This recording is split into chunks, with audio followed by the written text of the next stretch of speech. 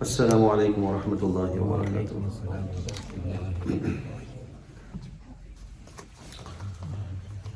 Alhamdulillah, wa salatu wa salamu ala rasulillah. Amma ba'd. Fa'udhu billahi minash shaitanir rajim. Bismillahir rahmanir rahim. وَلَقَدْ كَتَبْنَا فِي الزَّبُورِ مِنْ بَعْدِ الذِّكْرِ أَنَّ الْأَرْضَ يَرِثُهَا عِبَادِيَ الصَّالِحُونَ صدق الله العظيم. Respected brothers and sisters,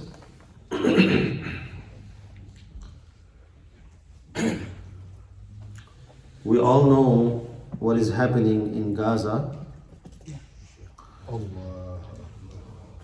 It's another cycle. We've seen it to be repeated so many times. It's as though that it happens,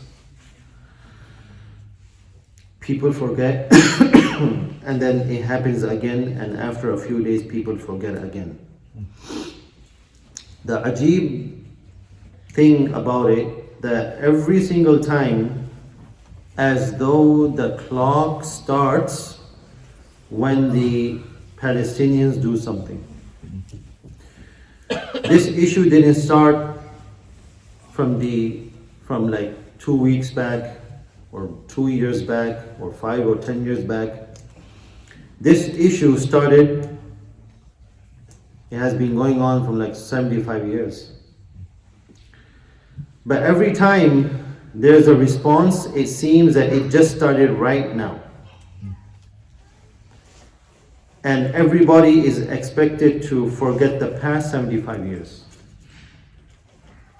and focus about what is happening right now today.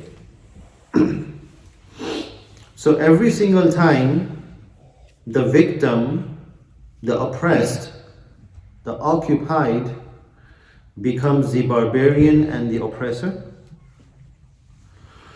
and the zalim, the oppressor and the occupier, becomes Mazloom, becomes a victim. We have seen this cycle again and again, so many times. Whenever this happens, all the media and every anchor person starts with the statement, "Do you condemn the acts of so and so which happened on so and so day?" This is the question to everyone. They have thousands of interviews with from the other side. They will never ask them that, "Do you condemn the 75 years of oppression and occupation?" Never. Because if a anchor person asks this question, that will be his last interview. Or the channel will be fined heavily. So we do remember, all of us, we are in an age that we remember 20, 25 years back, that anything happened anywhere in the world, all the Muslims were meant to condemn collectively. Remember, it's not far ago, still happening.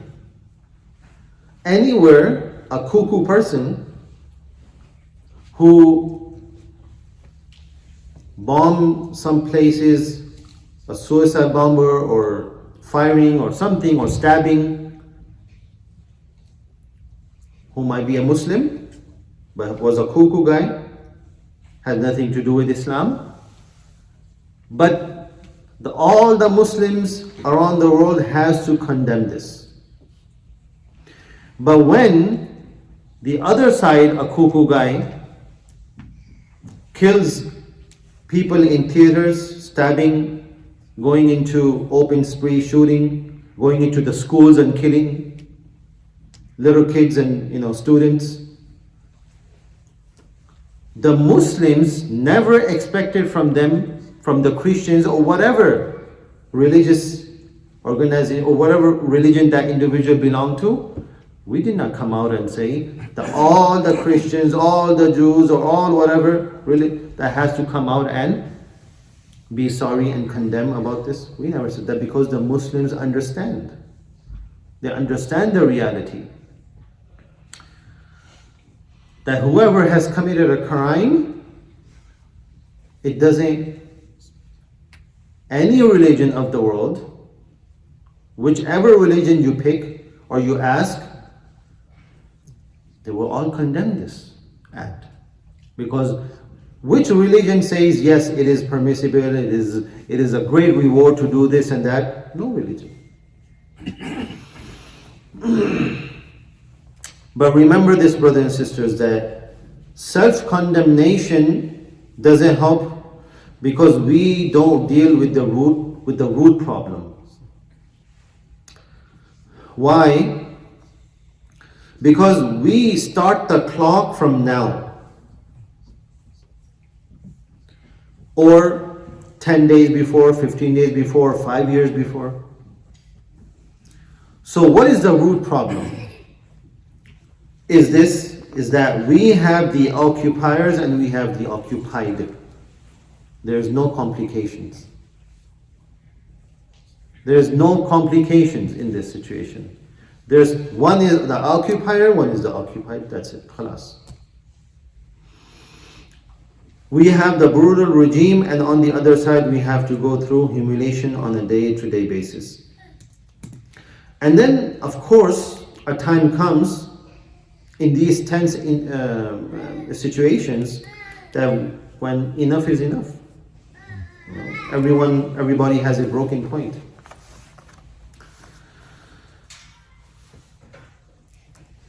Those people who have been in Gaza and who have been in the refugees camps in Syria, in Jordan, in Lebanon.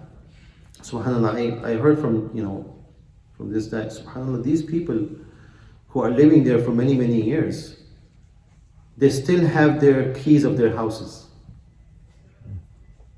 Subhanallah, it's amazing. And they have the keys of their houses and they are not permitted, they are not allowed to go to their houses. Even if it's just like a few miles away. Imagine, you have the key. Everyone in this masjid now who is in the masjid, everyone has their keys of their houses. And imagine that I have a key and I'm not allowed to go to my house. How do you feel that?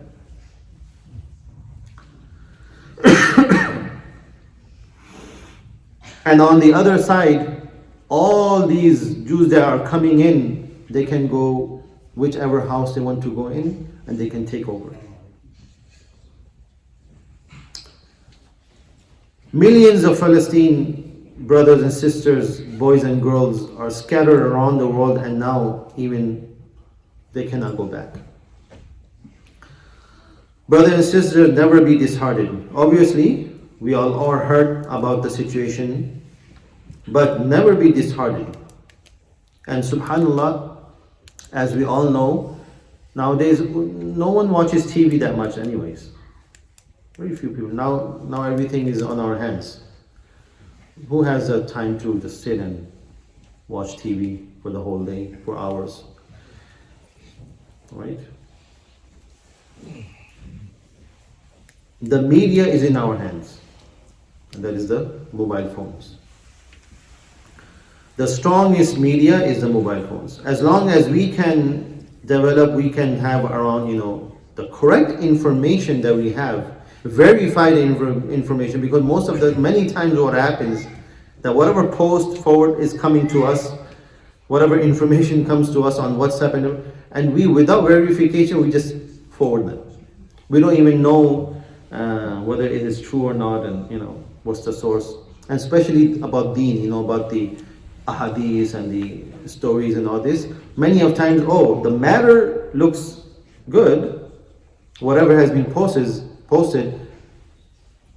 but then we don't know the reality if it's true or not. Right? So many of times we have to be very careful. As long as we can develop and send around the correct information, With one click, thousands and thousands of people that you can reach that post. Right? Condition is that as long as it's true and is verified. Allah subhanahu wa ta'ala said, Ya ayyuhalladhina amanu in ja'akum fasiqun binaba'in. That if a fasiq brings a information, a news, some khabar to you, fatabayyanu, investigate it. Verify that whether this information that he or she is bringing is correct or not. Otherwise, what will happen if you're not going to do that and then you're going to act upon that information,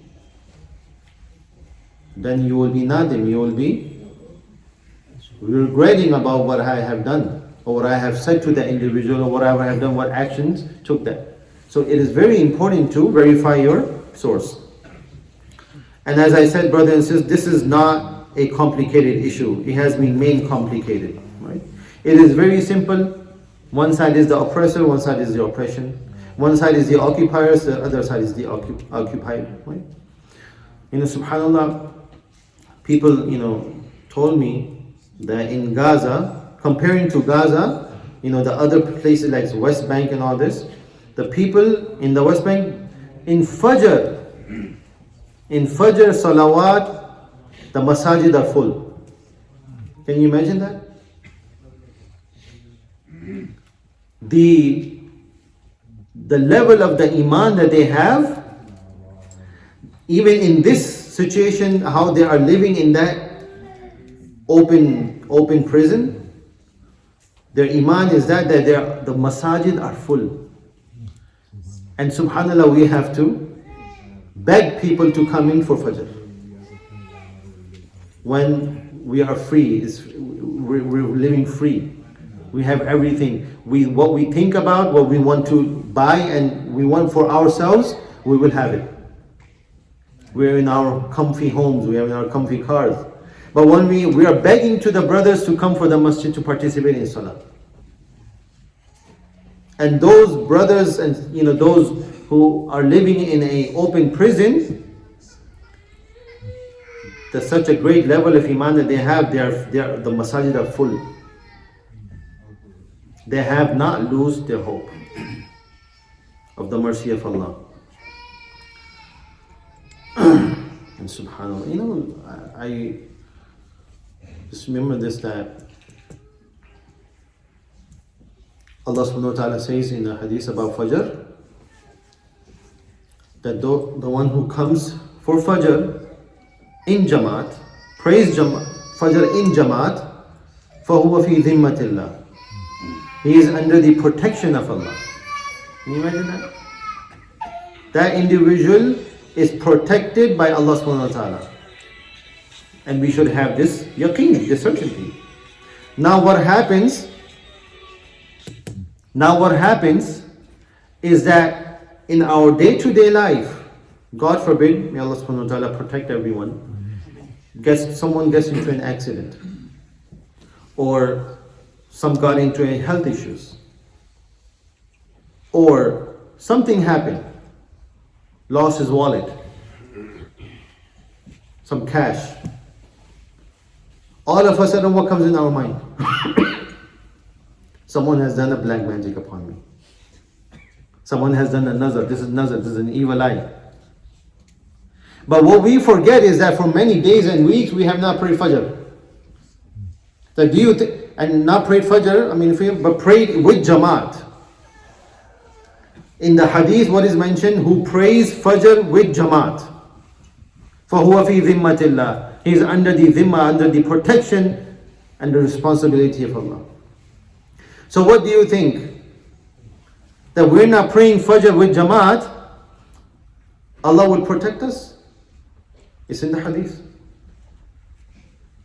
All the creation of Allah comes and wants to save you and protect you. If Allah does not want you to be protected, you will not be protected. If all the creation wants to harm you, they cannot harm you only when Allah wills to protect you.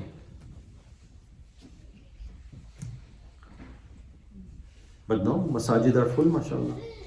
Look at the level of iman of those brothers. In every house, and they're proud of it, meaning they're grateful to Allah subhanahu wa ta'ala. In every house there are shuhada. 2 in a house, 5 in a house, 4 in a house, 3, and they have those, with their remembrance. And you ask them, and there's no any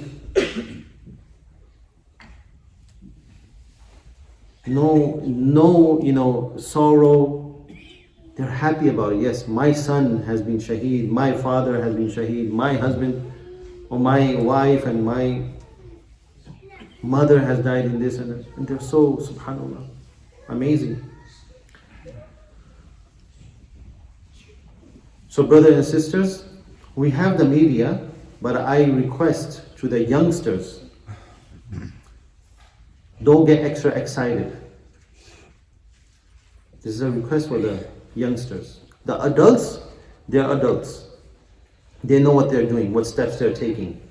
But the youngsters, leave it to the adults. Right? Your responsibility is to study. This is your time to study. This is your time to make your parents happy and proud. But these things are adult things. These conversations that we have in adults, that is adults. But the youngsters, don't go into that right now because you're not adults. You don't know what's going on. Be very careful. So as I said, the adults have the media in their hands. The strongest media.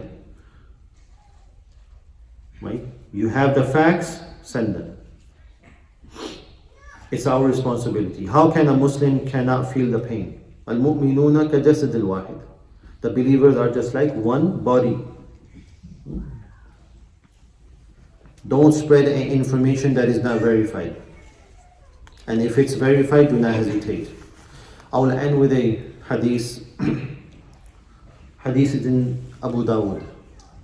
Thawban radiyallahu anhu narrates that Rasulullah sallallahu alaihi wasallam said, Yushikul umam.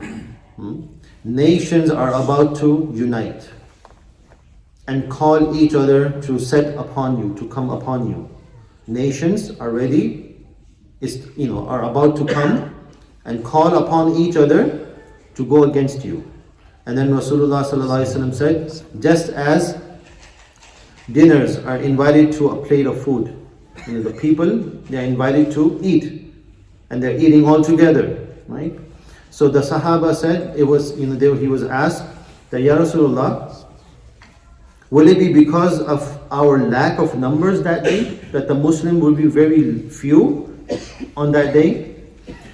Rasulullah sallallahu alaihi wasallam said, rather you will be many on that day, many in numbers. How many of ours today? 2 billion. 2 billion. Out of 8 billion? So 2 billions of ours today. So rather you will be many in numbers. But you will be like scum foam. The foam that floats in the river, in the ocean. So meaning, giving that, there will be many in numbers. So those foams you cannot count. So we will be very many in numbers. And then Rasulullah sallallahu alaihi wasallam said that Allah will remove the fear of you from the hearts of your enemies. The fear of yours will be removed from our enemies. And Allah will put wahan in you. So Sahaba asked, Ya Rasulullah, wamal wahan? What is wahan? Rasulullah sallallahu alaihi wasallam replied, Hubbud dunya wa kirahiyatul maut. The love of this dunya, of this life, of this worldly materials and these things that we have, the love of this dunya, and wa kirahiyatul maut, and the death, and disliking death. So this hadith applies. Allah has placed in us, why? Because of loving, the fear that the enemies don't have in their hearts of the Muslims is because of this love of this dunya and the kirahiyatul maut and not liking maut. For the believers, we should be always ready for death. Why? Because we're going to meet our Creator. We're going to meet our Khaliq and Raziq. And we should be ready for that. We should be happy that the promises that Allah made for us of the Akhirah, we will be receiving them. There will be a hospitality for us. But when we are so much involved in this life, whatever I have, I don't want to let it go. And when we talk about the subject of maut and death, I don't want to listen. Something happens inside. Something happens, I don't want to listen to it. SubhanAllah. So brothers and sisters, all what is going on, and it will keep on going. It is happening. It has been going on, the fast, not only Palestine, but in Kashmir and in different places of the world. Brother and sister, do not blame anyone else. We have to blame ourselves. What is my actions? Don't look to others. That is why a few days back I was just talking, I said in this time and regularly, increase in your worship. Do something extra. Increase in your tawbah, increase in your istighfar, increase in your recitation of the Quran. Wake up. If you do not wake up for tahajjud. Even if you can wake up in your off days, in the weekends. Wake up 10-15 minutes before Fajr. It's not that much.